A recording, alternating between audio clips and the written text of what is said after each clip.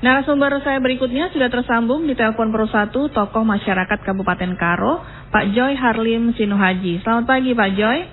Selamat pagi Bu Imelda. Iya, baik. Terima kasih Pak sudah menyediakan waktunya bersama Pro 1 RRI pagi hari ini. Selamat pagi.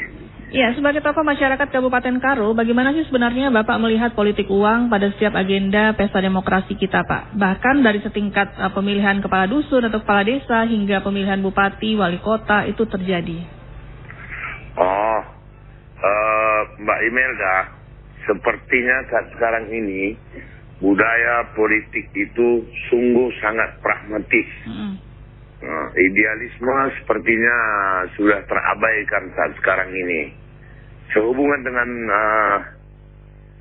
oleh karena itu, sehubungan dengan pilkada saat sekarang ini, kunci sukses untuk memenangkan pilkada sepertinya tergantung kepada optimalisasi konsolidasi infrastruktur organisasi tim sukses dan mekanisme sistem distribusi dana operasional untuk memobilisasi para pemilih menuju TPS adalah kunci sukses untuk memenangkan pilkada. Kenapa? Karena budaya masyarakat itu sudah sangat pragmatis. Apalagi saat sekarang ini masyarakat dilanda kesusahan ekonomis sehubungan dengan terjadinya pandemi COVID-19. Yeah.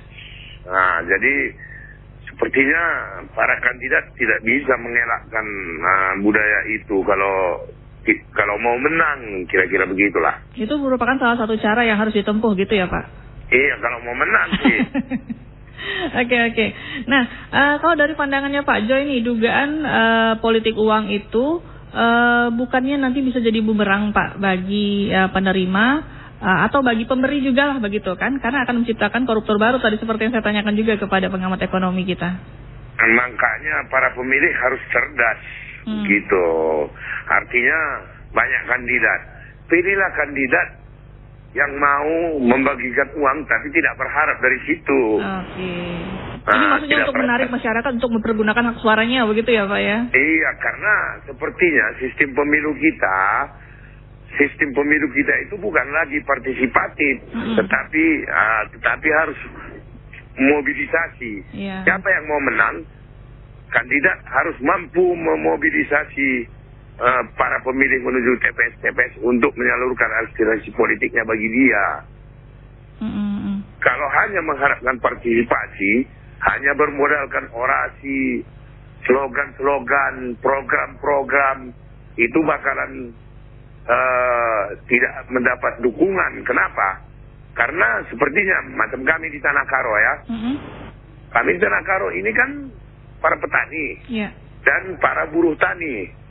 Nah, ini para petani dan para buruh tani, mereka akan cenderung pergi ke lahan pertanian daripada ke TPS. Karena kalau ke lahan pertanian, mereka minimal dapat gaji itu 80.000. Kalau mereka menuju TPS, itu yang 80.000 akan hilang. Nggak dapat. Jadi kalau kandidatnya memang mau menang ya, memang harus mengkonsolidasi masyarakat pemilih menuju TPS. Dan itu tergantung mekanisme sistem distribusi dana. Ya.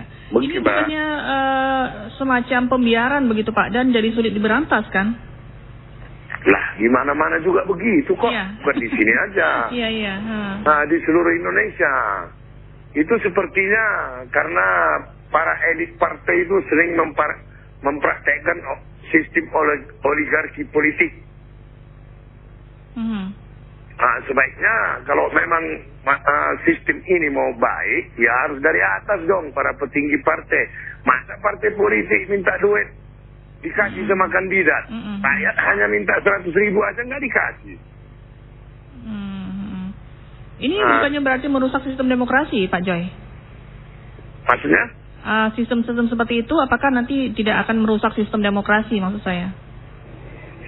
Mau rusak mau enggak, memang that's the fact. Oh iya, memang kenyataannya seperti itu ya. I thought only the truth. Yeah.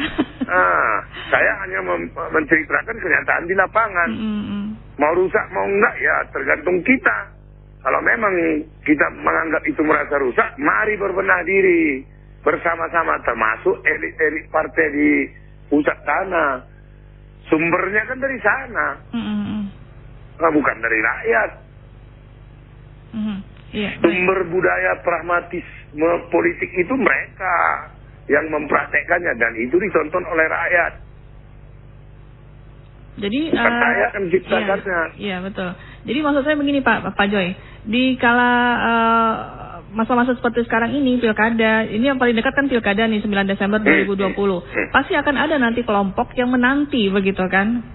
Menanti tawaran lah begitu kita katakan. Oh ya, bukan nanti aja, sekarang aja. Sekarang juga udah ya. Wah.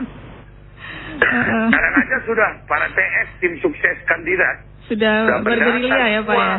Siapa yang bakal diarahkan dimobilisasi menuju TPS untuk memilih kandidatnya, dan itu harus dikasih upah. Itu bisa kita sebut dinamika politik kita Pak Joy?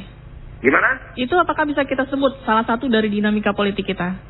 Oh iya, dinamika politik Indonesia saat sekarang ini berada pada titik kulminasi budaya pragmatisme politik. Tapi itu sepertinya sudah beberapa waktu yang lalu sudah ada ya Pak ya, bukan sekarang-sekarang saja kan? Iya. Sepertinya itu kalau Mbak Imelda ingat, itu mulai sejak digugatnya ke Mahkamah Konstitusi sistem pemilu legislatif yang memberikan kesempatan kepada suara terbanyak. Iya. Sebelumnya kan menurut nomor urut. Lalu waktu itu ada yang menggugat ke Mahkamah Konstitusi. Akhirnya Mahkamah Konstitusi memutuskan mengamandemen peraturan, memberikan kesempatan kepada pemilik suara terbanyak. Sejak itu sudah mulai terjadi. Karena paling rusuh lagi Mbak, bukan dalam rangka pilkada.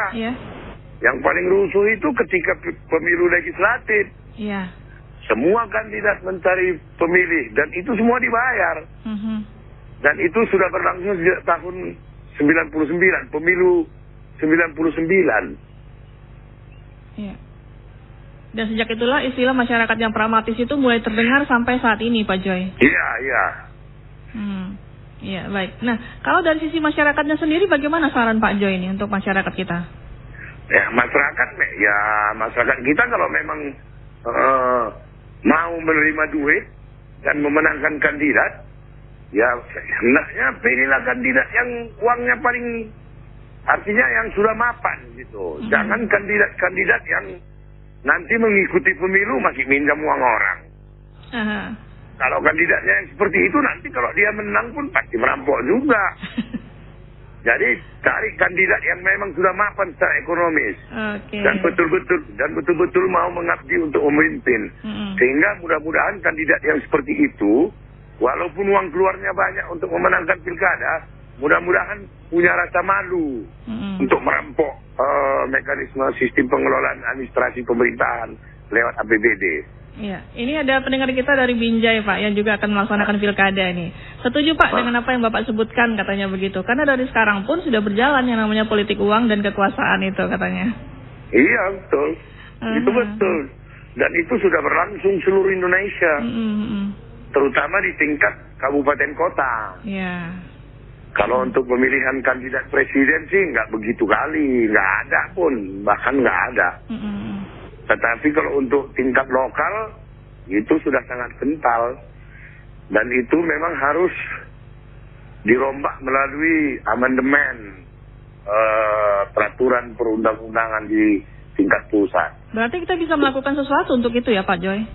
Bisa. Asal para pemimpin yang di pusat itu mau berubah, pasti akan juga berubah. Karena perilaku pemimpin itu selalu berpengaruh terhadap perilaku organisasi. Perilaku pemimpin itu berpengaruh terhadap perilaku bangsa. Iya, baik. Terakhir ini mungkin Pak Joy ada harapan dan himbauan ini untuk pendengar kita yang bersama dalam dialog kali ini. Silakan Pak Joy. Kepada para pendengar RRI dimanapun Anda berada, mari kita jaga stabilitas keamanan pelaksanaan pilkada. biasakan berbudaya, berbeda pilihan itu bukan berarti perpecahan, tetapi dalam rangka membangun persatuan. Terima kasih, selamat pagi. Baik, selamat pagi, menginspirasi sekali Pak Joy apa yang disampaikan. Selamat melanjutkan aktivitas kembali. Salam sehat Pak Joy. Oke, terima kasih Mbak El. Iya, baik. Joy Harlim Sinuhaji, tokoh masyarakat Kabupaten Karo, pendengar sudah menutup kebersamaan kita dalam dialog isu aktual Lintas Medan Pagi yang mengangkat topik politik uang rentan pada Pilkada serentak 2020 di Sumatera Utara. Jadi akhirnya, ujung-ujungnya kembali ke kitanya sebagai masyarakat pemilih ya pendengar. Pastikan kita menjadi pemilih yang cerdas. Saya Imelda mewakili kerabat kerja yang bertugas mengucapkan terima kasih atas kebersamaan Anda. Jangan lewatkan rangkaian dialog kami lainnya setiap Senin sampai Jumat hanya di Lintas Medan Pagi.